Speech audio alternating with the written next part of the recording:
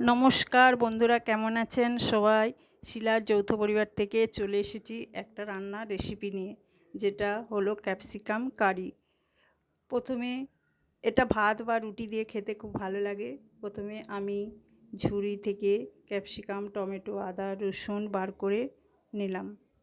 এবার বটিতে ক্যাপসিকামগুলি চৌকো করে কেটে নেব। একই রকমভাবে টমেটো, পেঁয়াজগুলোও কেটে নেব।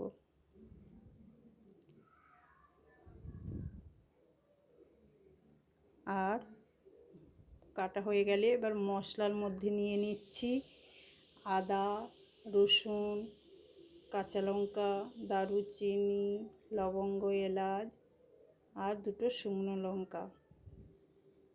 এগুলো এবার শিলনোড়াতে ভালো করে পেস্ট করে নিয়েছি।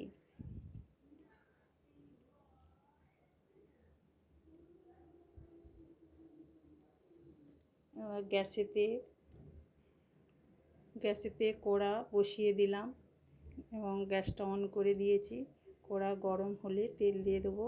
তারপর তেল গরম হলে ক্যাপসিকামগুলো দিয়ে অল্প নুন দিয়ে নাড়াচাড়া করে ভালো করে ভেজে তুলে রাখবো।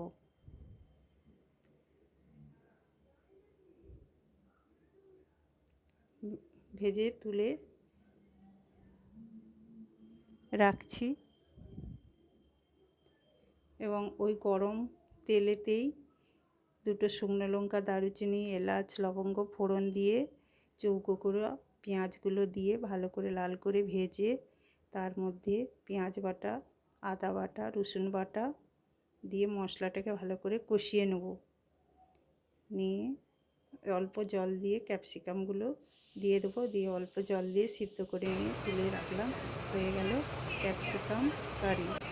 টাটা, বাই বাই, নমস্কার।